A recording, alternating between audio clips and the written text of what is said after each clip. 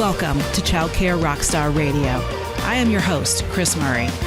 Childcare leaders around the globe are breaking through challenges, leading the way in innovation, testing new best practices, and impacting children and families in a much more powerful and positive way than ever before. Each week, join me for interviews with early childhood leaders and experts that will leave you inspired to become the next childcare rockstar. Now, let's go. This is Childcare Rockstar Radio, episode 186, featuring Ashley Varouhas. Hey, folks, welcome back. I'm very excited for today's guest. She's an incredible childcare leader and owner, and also a coach on our team at the Childcare Success Academy, Ashley Varouhas from Minnesota. But before I dive into this episode, there's a special shout out that I need to give to somebody that has meant a lot to me on my journey and somebody that I've made a big impact for. And now she's continuing to make a huge impact in the world. She's got a big vision, and it's all around kindness. And it's an amazing initiative and a passion of Miss Beth Davis, who has been on this podcast before. Beth is in Florida, and she's the owner of Kids for Kids. And she has created another whole nonprofit mission and vision. And she shared it with me, and I wanted to share it with you. By the way, if you want to learn more about Beth, she is featured on episode 146 of this podcast, so you can search that up. And she is the winner of our first Change the World Award, where we gave an award to someone who, using our leadership mastery course and our tools that we teach, transformed the culture of their program. And Beth was our winner of our Change the World Award the first time we did. So she's extending her ability to make a difference on the world by creating a kindness initiative. And she's got these cool bracelets. I'm actually wearing one. It says, "I pledge to be kind every day." And she is helping leaders of or ECE organizations, and more particularly anybody that has an impact on children in this world, to help kids focus on being kind to one another. And I can't think of anything more special and more important than that. So I wanted to just give a shout out to Beth. She sent me an awesome t-shirt. She sent me the bracelets, and she wanted me to share this platform to share with you guys, to take the kindness pledge, purchase, sell, and wear a kindness bracelet, pledge to be kind every day.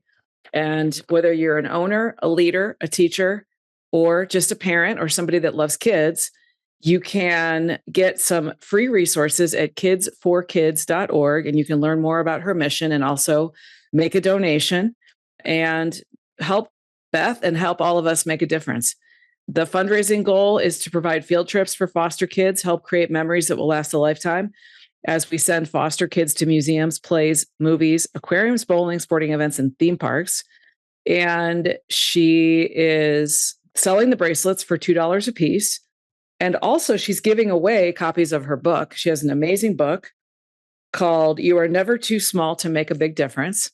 And if you visit her website, you can download copies of her book for free. So I wanted to share, we all should go to the website and help Beth with her vision to impact this journey of kindness and spreading it across more children and more adults on the planet. So let's go over there right now to kidsforkids.org. It's the number 4. So www.kidsforkids.org.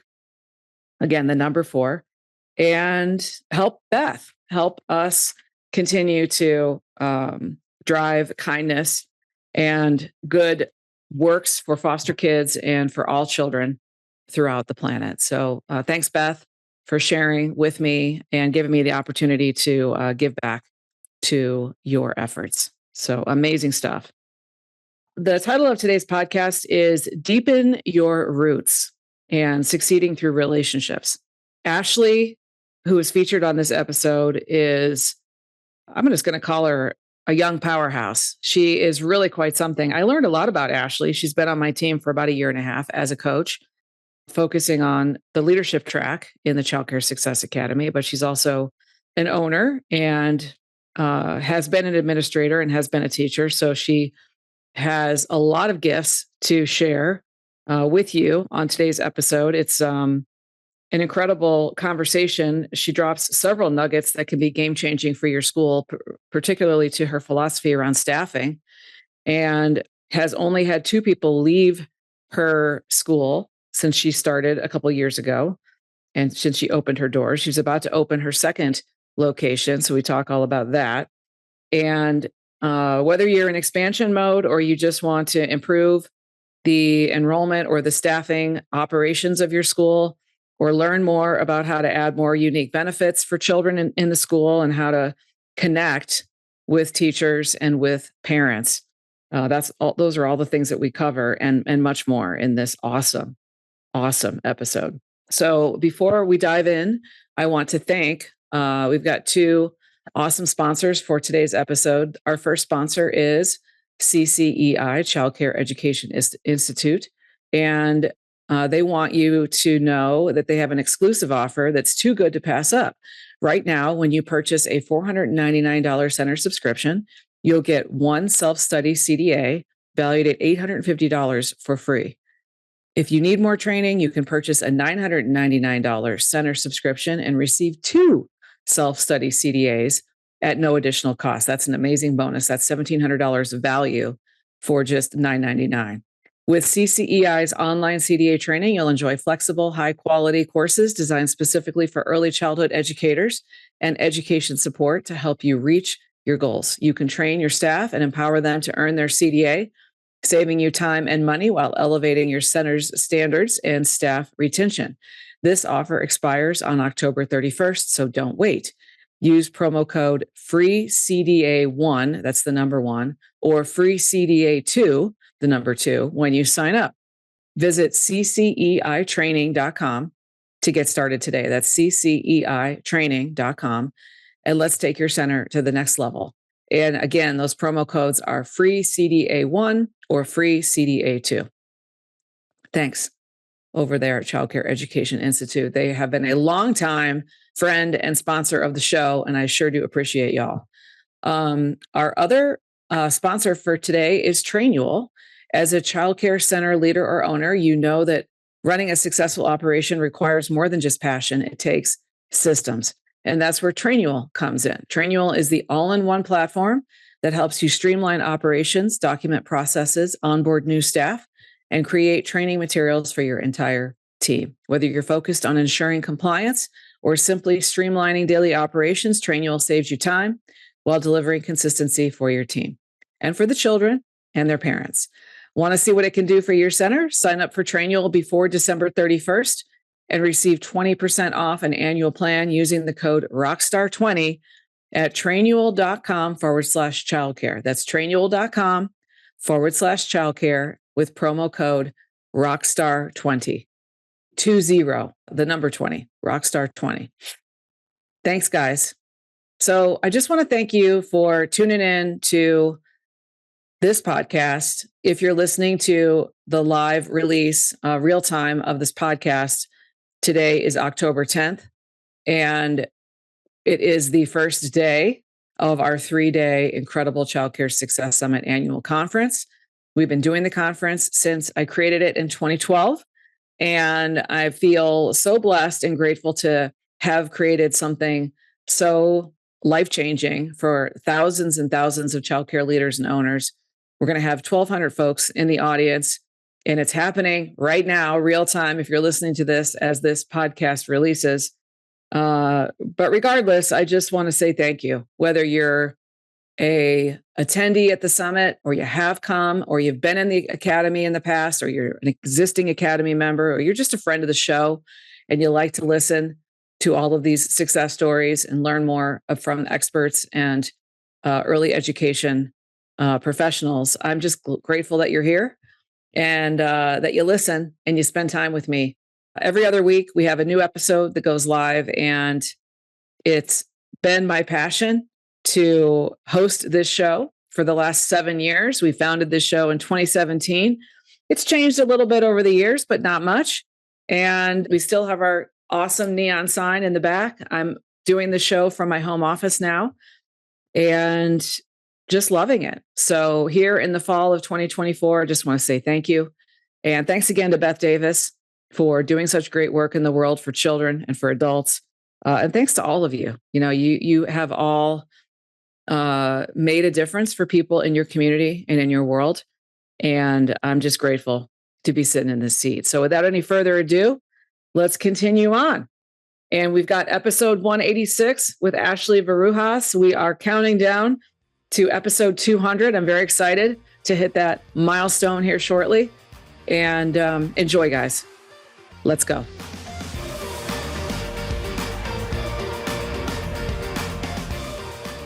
Welcome back to the podcast, everybody. I am so excited to introduce you to today's guest, Miss Ashley Varouhas. Ashley, how are you today? I'm doing well. How are you? I'm doing awesome. Where are you right now? I am in my office in Minneapolis, Minnesota. Nice. Yes. So I'm going to have to come visit you one of these days because Minnesota is only one of 3 states that I have not visited in the entire United States, 50. Wow. So You've yeah. never been here?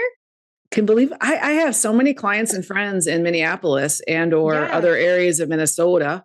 And no, I have never been there. So that's my fun fact. It's, there's something forever. I'm from Seattle originally, so I'm a transplant here, and I'll never go back. I'll never go back to the West Coast. Well, never say never, but I love it here. Yeah. I'm glad.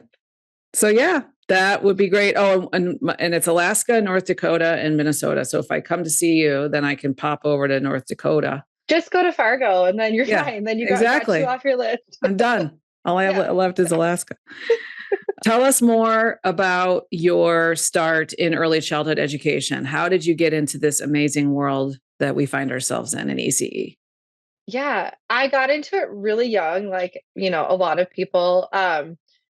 Aside from babysitting, formally into it, I was managing a tanning salon when I was 16. Like, why they let me be the manager, who knows? Right. And I knew I wanted to go to school my goal is to be like a 5th grade teacher. And I was like, I need to work with kids. So I was hired by KinderCare and I was afloat. So I started doing everything, like every room, everything. And then even at, 18, 19, I saw, oh, wow, I could streamline this or do that. But no one wanted to listen to me because I was 19. And then they're like, you don't know what you're talking about. And so I just went through and I finished school and I became a teacher. And then I really always was someone, maybe it's the only child in me, that saw problems and wanted to fix them. But in a teaching role, you're sometimes super limited in what you can do. And I went into admin. So I was a principal for a private school for a while and then went back to ECE to be a director. And then, COVID hit and the world went upside down. And at that point, I was managing 7 schools for a corporate center, like a corporate company. And I just started consulting and built that business up and then opened my own center in 2022. So finally, I can do it my way. Yeah, I did it my way. Exactly. But I still like to teach. So I am someone who's still in the rooms because that part of me will never die. I don't think that just loves to be with the kids. Yes. Love that. Love that. Love that. And then also during that transition time post-COVID, you came to be a coach with the Child Care Success Academy and with our organization at CCSC. And we love having you there. When did you join us? A year and a half ago? 2 years ago? A year and a half ago. Yeah. Cause my son was 7 months old or 8 when I started. So year and a half ago, which is crazy. It's gone so fast, but I also feel like I've been doing it forever. So it just feels like a really good fit for this time in my life, especially. I love it. I love it. So tell us more about the school that you started. So that was in 2022. And I think you're going on your second location, but tell us about the branding and just more about the ins and outs of your program. Yeah. So I had tried to start a school since 2015, actually, and we had a lot of false starts. I originally, like I said, from Seattle. And just red tape there with real estate is really, really messy. Like it's just a whole thing. It took forever to find a building. And then when you found one, it has to have like earthquake proof glass. And because, all the earthquakes and stuff on the West Coast. So just crazy things that I just didn't have the budget for because it's like renovating. And no one really wants to give a loan to someone that's only been a teacher and doesn't have like proven business yet. Right. So it was just like, anyways, through like my powers of persuasion, I had secured like private funding, like an angel investor. And I was going through, couldn't find the space. No one could, it wasn't licensable. Like we just went through so many different options. I got really burned out, was like, this isn't for me. I'm never going to open a school. Y'all are crazy. I can't do this. I'm just consult or run programs. Like I was so burned out of the process. And then we moved, to Minnesota, and I was running my business, and this listing just came up, and it was out, like we're out in like the country, right? Like it was quite far from my house, and it came up, and I met with the building owner, and he was amazing. And it was just kind of, I really feel in my life like when things are right and meant to be, it just all clicks and it all flows really fast.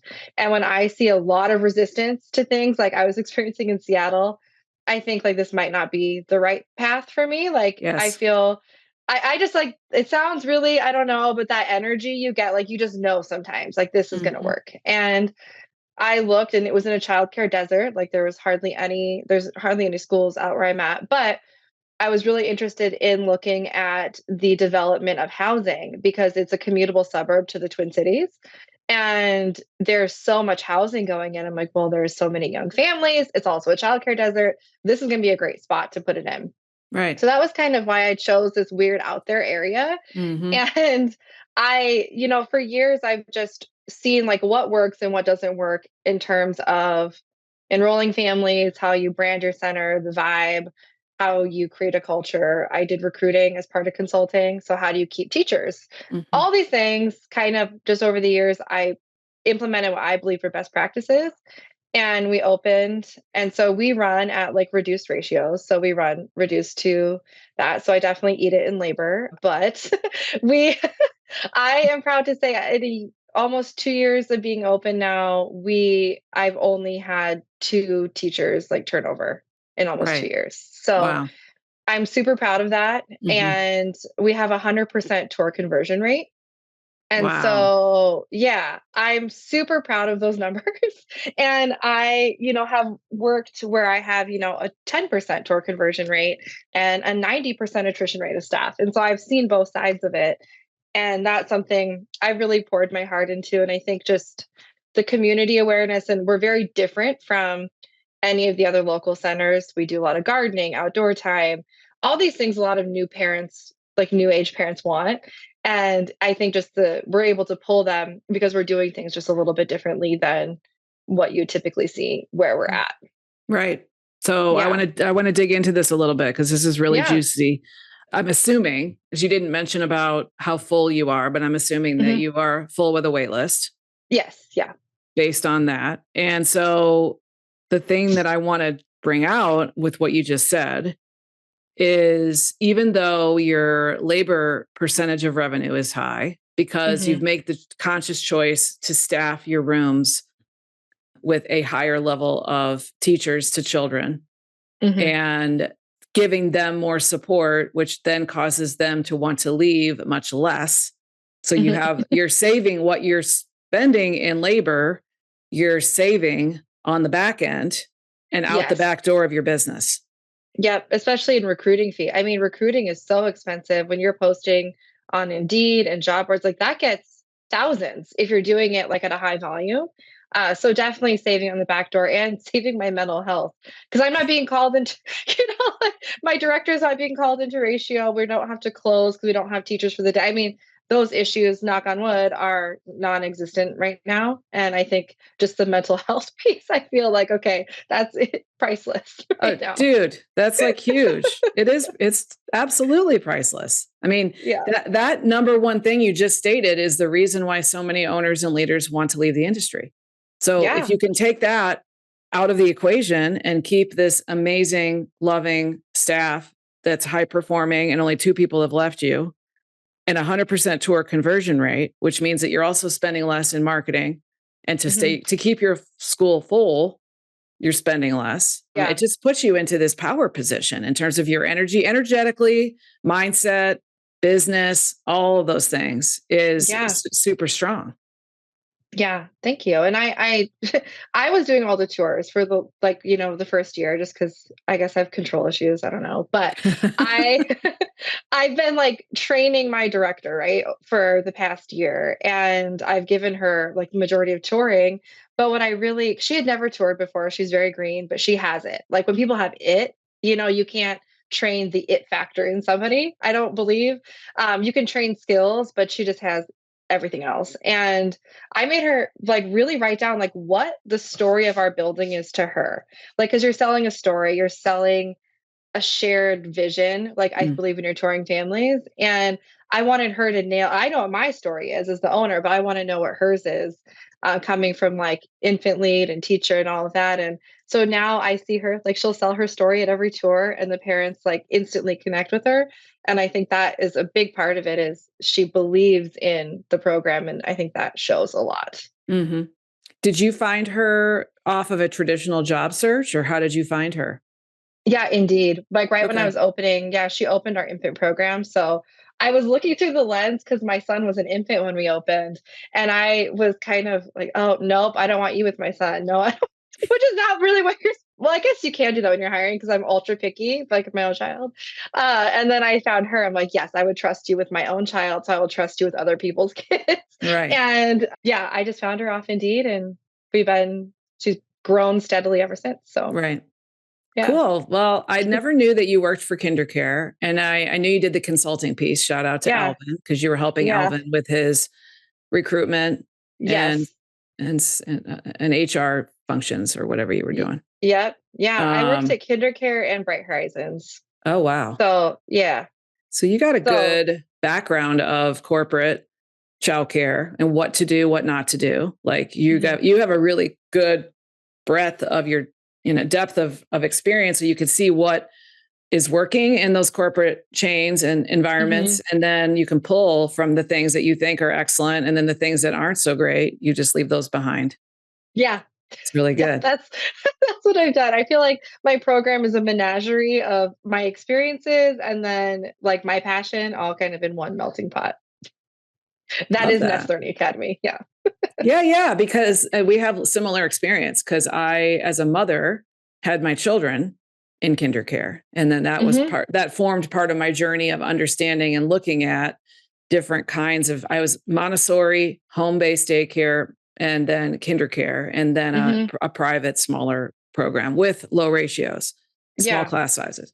So looking at all of the different pieces of the puzzle of different kinds of childcare just gives you Mhm. this breadth and depth of knowledge and experience. It's very, very cool. So Yeah.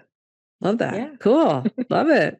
Tell me more about your gardening program. So when did you do all ages participate, or is it more for the older kids? And then do you actually grow any flowers and food that you bring into the school, or is it just more like, That's yeah, Bless my teachers. Oh my God. So they they let the toddlers garden. So I've had to separate the gardens because the toddler garden has become more of a dig bin because yes, they see things sprout and then just immediately pull it out, right? Their that's impulse right. control isn't there. And that's just become a sensory experience. The older kids get very frustrated if their things are messed with. So we've kept them separate. We had some pretty crazy weather in Minnesota over the summer where lots and lots of rain. So our gardens were flooded and a little bit ruined. And when it came time to harvest our carrots, they were like this thick. So no one could eat it, even though they wanted to try.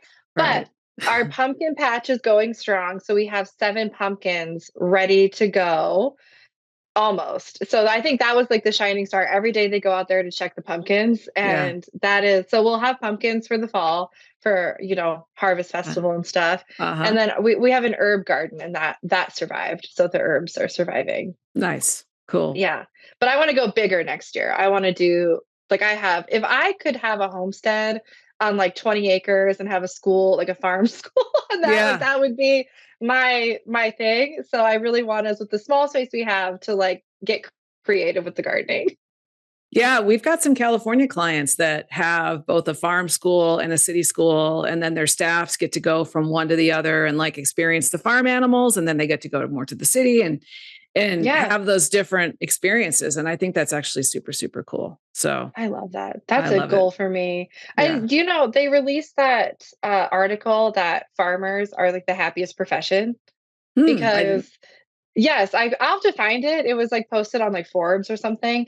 And it's because of like the connection to nature, you're Yeah. outside and what that does for you mentally. And then just the feeling of accomplishment because you have your task every day and then you're able to, mainly accomplish everything on it versus, sometimes when you work in more of an ops role or I just think of myself in ops roles. I feel like I never accomplished anything in a day because there's always ongoing projects. So you never feel like, wow, I finished it. So we like to go do the dishes or do something that we can start and end. And I thought that was it was such an interesting read. I'm like, well, if it's so good for adults, like kids are probably going to have similar benefits. So Yes. let's do So it. I have a secret fantasy of owning a vineyard Ah, and yes. probably pouring thousands of dollars down your drain. That's okay. But walking amongst my vines and, Hmm. you know, harvesting my grapes and making wine because I'm now dating a professional master sommelier who knows Yeah. everything about wine. Nice. So, maybe we'll buy some farmland in Oregon in the Willamette Valley and have So a, beautiful there. yeah, I don't know what's happening right now, but I'm feeling like I want to go put my feet in the dirt and go like That's, pick, yeah, grow some grapes. And also, of course, like have a potbelly pig that goes yes, along with it. you have And maybe to. some other animals. Yeah, chickens. Anyways, who knows, Ashley, what will happen? Oh, that's my husband. So he's Greek and we have land there because his family we've inherited over the years. And there's an olive orchard and his whole dream of his life is to go work these olive fields. And he's a designer, like he's a graphic designer. He's not in that trade at all. But he's like, I just feel at one when I'm out there. And he'll just go out there and just sit. I'm like, where are you? Like when we go visit family, he's like, I'm Right. at the olive trees. So he just wants, that's his dream of his life is to work Aw. these olive trees. I'm like, babe, someday we'll get there. Yep. You can till your olive fields. He wants some goats out there. Like, Yeah. we'll do it. We'll do it. That's good. I like that. I'm right there with you. So speaking of that, tell me more about. I want to hear a fun fact about you Yeah. that hardly anyone knows, and anything else that you want to Okay. share about your home life or your personal life. Yeah. Oh, just anything? Yeah. Oh, okay. I feel like that's an interesting thing that we have a house in Greece. So that, Oh you yeah. know, was anyone wants to come visit, let me know. We're turning part of it into an Airbnb. So that'll be Cool. available. Where in Greece is it? Heraclio, Crete. Okay. Cool. Yeah, so we go there every year. We still have family there. My son has, cousins there, so it's fun for him to see everybody, just different change of pace. Yep. But if I could live anywhere, that's probably where I'd be. Mm-hmm. Like that's where I'd permanently be. Mm-hmm. But I feel lucky enough to even get to go every year to see the family. But it's super fun, and I'm learning Greek slowly but surely. I don't have anyone. There's not a lot of people to practice with in Minnesota. Like unfortunately. Right. You know, maybe like if I lived in Chicago or something, there'd be more of a population. Yeah. So we try it. We're gonna look for some lessons so we can at least try and speak to each other because my husband lost the language from when he was a kid. So Okay. yeah, that's my goal. That's my Cool. goal for this upcoming year. Be more fluent in that, and I want to take up fencing. That's something else I'm gonna Oh, try and do. Yeah, all real right. weird stuff going on. I think it's great. I love unique interests. I It's don't know good. where it came from. I just woke up one day. I was like, I'd love to learn how to do that. You're like, that is so cool. I want to put the thing Yeah, on and just go crazy with the fencing. Nice. I do. Maybe I have pent up aggression. Who knows? I'm just kidding. I love that. All right. And do you guys have kids? Yes, Jacob. He is almost 2.5, Okay. and he is our miracle baby. It took us 10 years to have him. So Wow. we're one and done. And he has Yeah. enough personality for 5 kids. So he is very spicy, which I think I'm getting it back from how I was as a child. But Uh-huh. yeah, we are super, super lucky to have him. We had completely given up on the idea that we'd have a kid. And we were like, the month we finally made peace with it, we went for our last IVF appointment and they're like, well, you have 5% chance, might work, probably won't. Kind of a vibe. And lo and behold, that was the month it worked. It was the month we'd given up and now he's here. So Love it. super grateful. Yeah. All right. So let me ask you this. You've got all Yeah. of this business talent and skill and consulting and being able to help leaders and owners run their schools better. And then you've got this love of being in the classroom still and with the kids. So what do you feel is your superpower? Oh, that's a good question. I think my superpower really lies, I think I have two actually. I I can handle so many things at one time, like beyond multitasking. Because when we opened the school, I was opening a new business. I had a infant. I was working as VP of Ops for Alvin's company, and I was also coaching. It was my first year coaching, and I didn't have a director working with me. Like, so I was doing all of that Wow. at like one time. And I'm proud to say maybe there were moments I missed a meeting here and there, but largely none of the balls dropped. And so I feel my ability to pivot and like persevere through things is a superpower because I will find a way to get it all done. There's never like a no, it won't happen. It's just it will. And that was, I think, a big superpower. The cognitive flexibility there to do things and pivot. Right. And then my ability to connect with people. I form relationships very easily and people trust me. Like I form like very strong connections. And I think that has served me really well in this field with kids and families and teachers. And so that's my ability to connect, I think, is a superpower. Nice. Yeah. Love that. Very, very cool.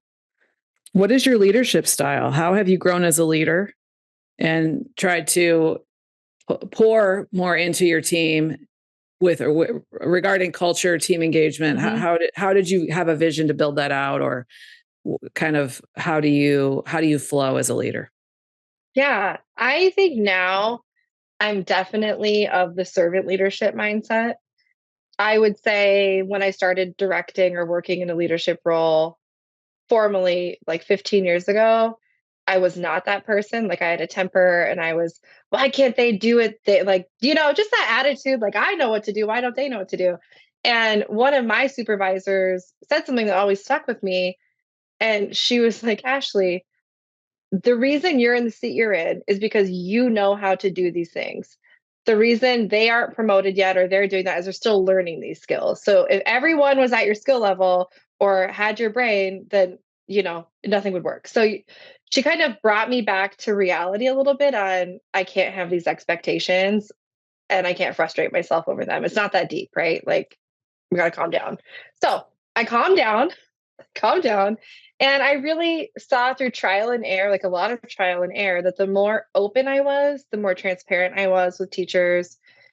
And I'm an open book. Like I will tell you anything. I have no shame with nothing. I'll be completely real. And I think growing that, I saw really good results with obviously having boundaries, but being that person that they've seen me washing the toilets or doing the dishes or stepping in. I'm not like I don't believe there's any work that I can't do or I won't do. And I think that gets their buy-in a lot because they feel like, okay, she knows this job. She knows where I'm coming from.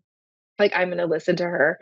And that was something that carried me through. Now as an owner, I don't want to be, doing dishes every day. And Right. I've paid my dues a little bit, but Yep. because they know like I'll step in, I care for them. I am on site often. I think that has really just built that trust, that foundation. And I think sometimes when we look at, growing a business or scaling, we're really I like the analogy and I say this all the time, we really focus on growing, like if we're a tree, we focus on growing our branches and like getting as large as possible. But I think we have to deepen our roots. I think that's where it starts. And you have to have like an extensive root system where you can have a stable tree.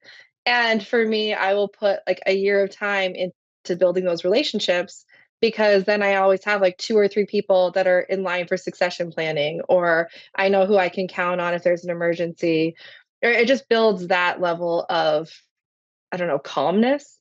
And that's something I strongly believe in, and really that servant leadership model where that works. I Yeah. think the caveat to that is I care like too much sometimes. And then, you have to be able to do that and then pull back and delegate as well. So that's Mhm. something that I've really tried to work on this past year. But that for me has been successful and changing, my mindset. And that's how I've been training my leadership team as well, to step in where needed and listen to people, do your one-on-ones, like really listen to them and find their unique brilliance. And everyone, I truly believe that everyone has something they're amazing at. And maybe we're just not utilizing them correctly in their role, and to finding where that is within your organization, I think is super powerful in retention of staff as well. Mhm. Love that. Very, very good. Long-winded answer to your No, question, it's but really amazing. I love deepen your roots. I love, sir, what you said about doing all the jobs and your people seeing that you're not too good to help mhm. out and with any kind of dirty job is very Simon Sinek Yeah. philosophy. Very much start with why. Very much, leaders eat last. So I espouse all of that. I think it's Yep. fantastic. Yep. Love Um, that. yeah, really good. You mentioned being on site, and I have Mhm. noticed lately that as we coach members of the Child Care Success Academy as owners to become multi-site and then empire building owners, Mhm. sometimes they take that as not having to go into my center for weeks or months. Mhm. And sometimes that can work, but a lot of times it doesn't work. And I want you to Yeah. speak to, why is it important for you to, how often do you go on site and spend time in your school? And why is that an important component of leadership for you? Yeah. Right now, well, when we had just the one, it was every day. Not because I had to be. So, I wasn't like the building's gonna crumble if I'm not there, right? It was when my son goes there, so I drop him off anyway. Right. And then I like to just check in. I'm still in the process of really training, well, she's trained now, but training a director, Mhm. mentoring, I'll say. And so for me, being present, especially in the early days of a center, is really important, because what works when you open in terms of systems and processes, as you grow more kids in 6 months, that might not work. That model might not work anymore. So I think you won't know those hiccups or snags unless you're actually in the program at least a few times a week, to see what does the flow actually look like? How are the teachers actually engaging? Are your SOPs actually working? Or now do you have way more kids and way more teachers and you need to adjust them? Like, I think there's a lot of ebb and flow in like a new business. Now with two, I like try and toggle time between both, obviously. But I think as you get larger and larger, obviously, if you have like 8 centers, you can't be at all 8 every day. Like, that's just unrealistic. But I think there are other ways they can feel your presence, and you can be available. Like, if you have a schedule of, when you can like make the rounds. I just think it's important for them to see the owner, the leader, because they feel secure. And I always say they look to us like we're the flight attendants, right? Like, if the flight attendant's panicking, they're gonna panic. If the flight attendant's not there, they're gonna wonder what's wrong with the airplane. And so I feel like, we have to be present for them to have that like calmness. Um, Even if there's a really strong leadership in place, I feel like privately owned centers, they still want to see or hear from the owner, from time to time. So, Yes. and you don't really know what's going on. Even being at my building every day, I helped out in a classroom. I just stepped in and I noticed things like just cleanliness wise or this or that you would never even know unless you're Yep. actually witnessing it. So, 100%. Cool. So we're going into your second location here shortly. mhm, yes. And it's due to open up in the next month or so, Hmm. right? Yeah. Talk a little bit about how you went into this, you know, massive growth phase of getting into your second location. like just maybe some of the physical aspects of what you were looking for and geographically, like how did you find the site and how has it gone for you in getting it built out to your vision? So just talk a little bit Yeah. about those early planning phases and that development phase. So we that's so funny. I wasn't gonna open another one. Like it Okay. wasn't. No, I All right. wasn't. It wasn't a thing. And then in my current building, our infant wait list, we're booming with infants and twos. Like that's where like the need really is. And I had no space for any of the babies, no space for them. And as I looked, I like to map transitions out or just to kind of see the flow of the building for like an entire year. I know things change, but I just like to kind of see if everyone stays and it's similar to how it is, like what does the movement of children look like? Sure. And because I like to project out spots quite far. And I Hmm. was going through like we're gonna hit like a gridlock. Like even if I lost 10 kids, by the time we get to spring, I'm not gonna have physically licensed capacity, any room like to move these kids up anywhere. And so I was like, we need another center. And I was just kind of thinking about it, like, okay, maybe the next couple of years, I'll figure out my problem next spring. And then I was driving like a minute from my current center on Main Street, and there was like a for lease sign, and it's by my landlord in my current building. Oh So I my reached gosh. out to him. And he was just, yeah, you want it? I don't know if I want it. Like, I'm very nervous. It's very ugly in here. It was a chiropractor office. Like, it is not, the Right. vibe. And it doesn't have a playground. So it's actually going to be an infant center. So it's a nursery. Got it. And it really is a feeder into the big program because Mm. now I can spread out and make extra rooms for the twos that I have an abundance of. So Oh, it cool. really is a feeder program. And like the rent was amazing. I mean, hopefully he's not listening to this. No, but it was a great thing. And again, like this first building, it all happened so easily. Right. I mean, even down to like I needed all new flooring, and he's like, "Oh, I'll split the cost with you and just tack it on to the end of your rent. Like you're fine. Like you don't have to front anything for that." He got it painted. It Nice. I mean, Right. So, anyways, the build out was quite easy because we don't need like potties or anything for a nursery. So it Right. really is just kind of knocking down some light construction of knocking down walls, um, so we can like have more like line of sight and things like that for the kids and Uh-huh. rearranging some of that stuff. But then the fun things start. So now we're buying everything to go into it. So I feel like I'm planning my dream baby nursery, but just on a large scale. How fun is And that? That's it's fun. so it's super Yeah. cozy. I Yeah. love it. The parents are excited to have the infants in one place, like for illness and just, different things. So I think it'll Right. be a really good fit. But it happened so quick. It's September now. I didn't hear of the building or sign the lease until June 1st. Wow. So we've been Wow. Yeah. just pedal to the metal since then. But yeah. Amazing. Amazing. So what are the capacities of your two buildings going to be, or are they? Where are they? Yes. So my academy, so the larger building has 80 kids right now, Mm-hmm. 80 capacity. And Mm-hmm. then the nursery, it's really large, but I don't want like 80 babies. Yeah. Like nobody wants that. So that'll be very small. So we're actually asking for between 20 and 30 Okay. for that, but licensing, still hasn't approved anything yet. And then Right. we're going to get this building remeasured to see if we can get more capacity now that we're taking the infants out. So I'm hoping for like maybe Right. 100 at the larger center. Yeah. Right. Right. Yeah. Cool. I love that. I love So how yeah, that just like cozy you just centers. landed right at in your feet, kind of like, oh, I here's, know. yeah, so cool. I'm waiting for the other shoe to drop a little bit. I'm like, oh, is there something wrong? I don't know. And Minnesota has, I don't know if you maybe not know, but has amazing grant programs for like additional funds per FTE of worker.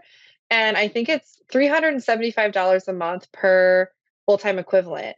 And if you can prove like you take like subsidy, you have like high quality, they really look at ratios. If you're like a good program, Mm-hmm. it was signed into law. So it's an indefinite grant. So if you Mm. call it, you have to send in your paperwork every month. Like your payroll and, to prove that you're actually paying workers above minimum and, you're running a quality center, Right. you're grandfathered into these grants for the length of your program. Hmm. And that was signed into law last year Cool. in Minnesota. So it's a great opportunity, I feel, to like, again, use those as a retention piece and to really dig into that. So I also tell people, like, look at the grants your state offers because you might not even know, and it can really help with build out or with rent or with, labor, things like that. Love that. That's a great writer downer for people that are thinking about starting a center in Minnesota. I love Yeah, it. look at your grants. Look at your grants, people. Well, for everybody, it's like Yeah. sometimes I think we forget what's actually available to us. Just Hmm. staying on top of it because the laws do change, Yes. and also advocacy in your Hmm. state is really important, so you can have a seat at the table and Yeah. potentially impact what gets passed. Hmm. So I love that. Um, You mentioned there's a lot of good juicy ones in here that you're throwing me. This is really good. You don't even know you're doing this, but this is good. I don't. You mentioned that you like to project spots out and quite far. So what tool Yeah. do you have, some fancy tool that you do to use your projections, or do you just use a spreadsheet, and how far out do you go? So I have I'm old school. I have a Google Sheet. I did get a CRM. So I do have a CRM. And I do use it. Like, okay, I use a CRM, but in my like heart of hearts, when it's just me looking at stuff, it's my Google Sheet. Right. And I, Which is I perfectly probably, fine. yes, I know Yeah. I coach to CRMs but like for That's me, okay. I like Yeah. it. And so what Yeah. I do is anytime a kid is enrolled, I put them on my spreadsheet. I have tabs for the classrooms. I put their birth date, their transition date, their schedule so I can get my FTE. Hmm. And I just make multiple versions for like spring, like seasonally. And then I Hmm. look and I highlight like who's going to transition. So I know, okay, in April by age, these 4 kids are going to be moving up. So I know I can start offering out spots for an April start in infants Yes. and then it gives me that time to reach out to families. Like that's where the CRM really comes into play because then I do like drip campaigns, send newsletters, I keep it really I'm in their face all the time. Yeah. So they don't like get lost. Yes. And there's, I do like a little blog or newsletter I send out even to like anyone on my interest list. So the CRM is very helpful for the communication piece, but for mapping it, that's what I do. And then of course I always look at who's graduating because that creates like the biggest holes for your company. Yep. Like typically at the end of the year, like, oh no, I lost 20 kids. Like who do you have to fill them? So that's one thing I do. I Yeah, like right now I'm up to May 2025 on just like looking at where the potential holes are. Right. Okay, cool. Yeah. May 2020. So you're about 9 months ahead Yeah. of real time. And this is a big writer downer for most of our folks listening because, having a really good system, which is a spreadsheet that oftentimes is homegrown because a CRM isn't going to give you CRM, like you said, is drip campaigns, Hmm. marketing, looking at your funnels, your tour conversion, doing follow-up campaigns to get people to enroll, all that. But a very detailed with tabs at the bottom projection when kids transition spreadsheet Hmm. to very, very scientifically map out where your holes are going to be so you can offer good dates to parents that are on wait list is worth its weight in gold. And you're doing exactly that. And so if you're listening to this and you don't have that developed, is just work on that, is work Hmm. on that tool for you, because everybody might like to see it slightly differently. So don't call up Yes. Ashley and ask to have hers because she's not going to give it to you. And our coaches are very well protected in like, because we love our members, but sometimes our members are like, give me. And we're like, no, but I'll share with you a template for what I did. Yes. Yes. But that is awesome. That's a huge success strategy that you just outlined for people because you're picking up thousands and thousands of dollars for your program Hmm.